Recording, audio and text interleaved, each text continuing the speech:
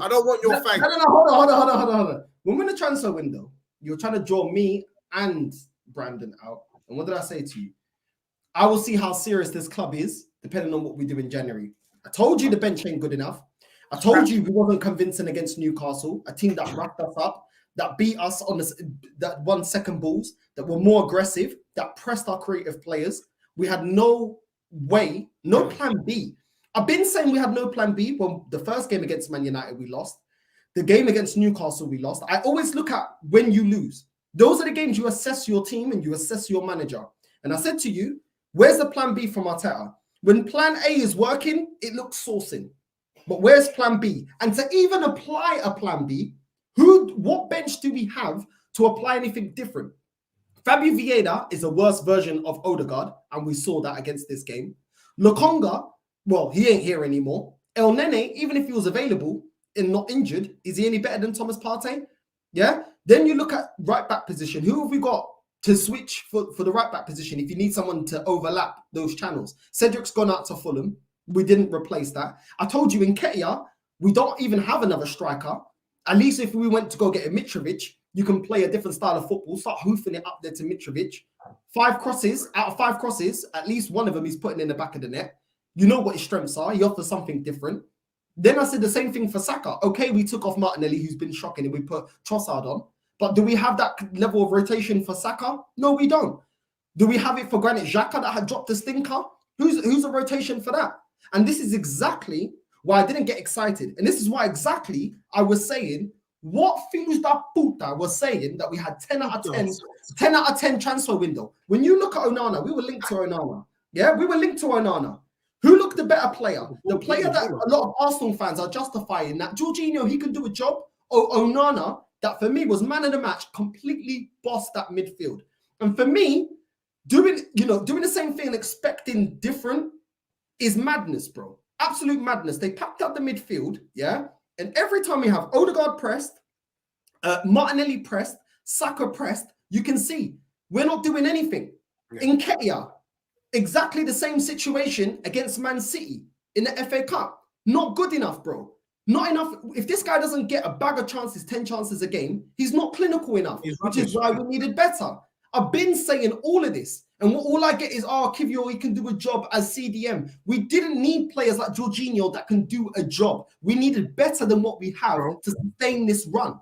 That is what we needed. And we didn't do it. And it's all about, wait to the summer. Well, guess what? Qataris are in for Man United. So whatever our targets are, like Declan Rice, like Moses Caicedo, they can now become Man United targets, bro. Yeah, easy. Man United targets. And where do you want to go? Do you want to go to an Arsenal team that are penny pinching? Yeah, as much as I was happy with Trossard, he wasn't the number 1 player. We lost 2 players to Chelsea, yeah? 2 players, Mudryk, and we lost João Felix. Why would you want to go there when Man United, if they're in for a player like Casemiro, like Varane, yeah, like players like that, they get them. When they wanted Anthony, they didn't get Anthony 2.0. They went and got Anthony. They went and got the player that they wanted. Exactly. Yeah? So why would you want to come to Arsenal when, if we don't win the league, we don't even have that behind us, and Man United can already beat us in terms of wages and being in terms of a bidding war. Arsenal don't do bidding wars. We don't do bidding wars. We was in a bidding war for Rafinha, we lost. We was in a bidding war for Mudryk, we lost. We don't do that. I can't remember the last bidding war we have. So this is why I hate when fans don't understand proactiveness. When you don't be proactive, you being reactive means Newcastle in a stronger position, Chelsea are then in a stronger position, Man United are in a stronger position. And where did these players want to go? Chelsea that have won 2 Champions League and a Europa League, yeah, and have been the most successful team in this country for the last, I don't know how many years. Man United, that even at their worst are able to win a Europa League. We got embarrassed by Chelsea in Baku, yeah?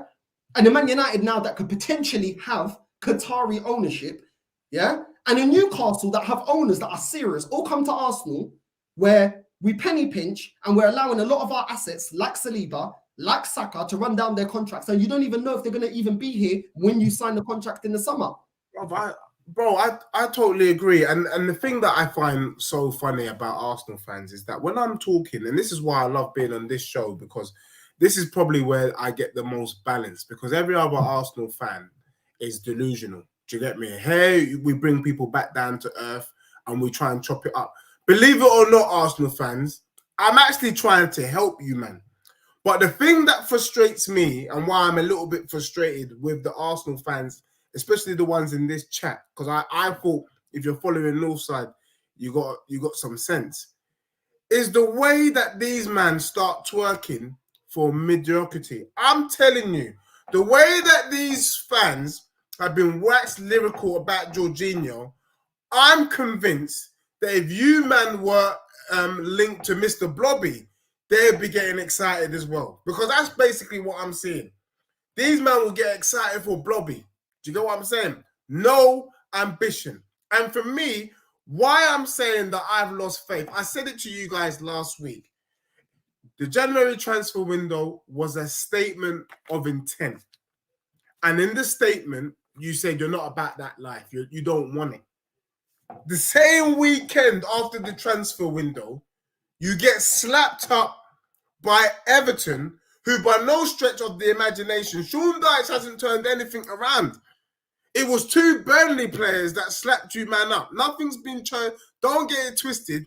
Nothing's been turned around. Do you get what I'm saying? He just put out 11 man. That was it.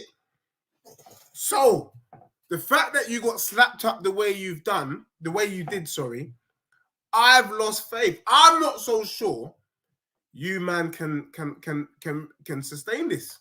It was poor. It was poor.com. And for me, the fact that you guys didn't do the business required, you, man, deserve what happens next. I'm telling you, you deserve what happens next. Brandon, I'm looking you in your eyeballs because I know at some point Northside's going to ask us for this weekend's prediction.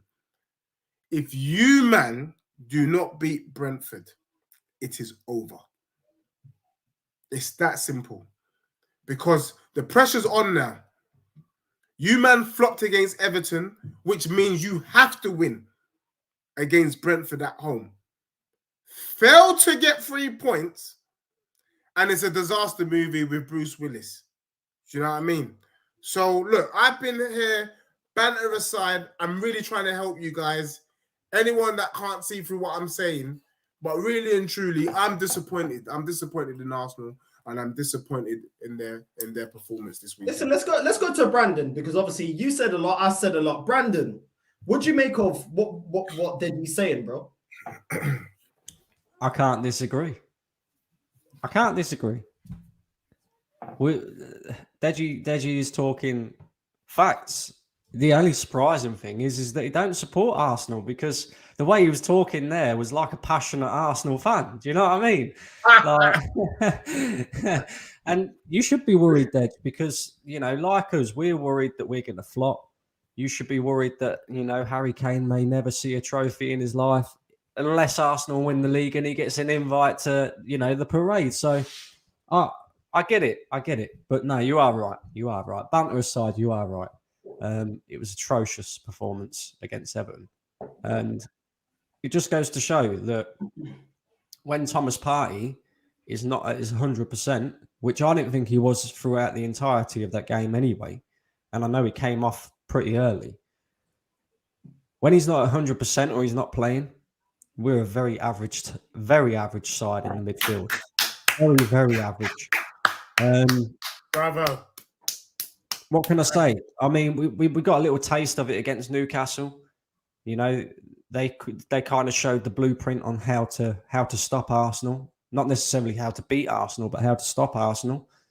You know, get tight to the players, keep it tight at the back, make sure that our most dangerous players, Saka, Martinelli, Odegaard, don't have time on the ball.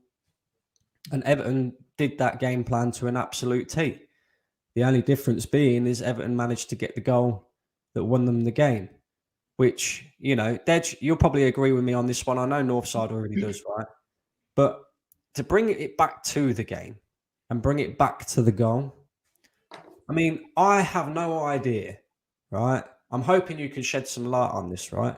I have no idea why on earth are you asking Martin Odegaard, the weakest player in our team, to pick up Tarkovsky at a fucking corner? Like that in itself is a complete joke.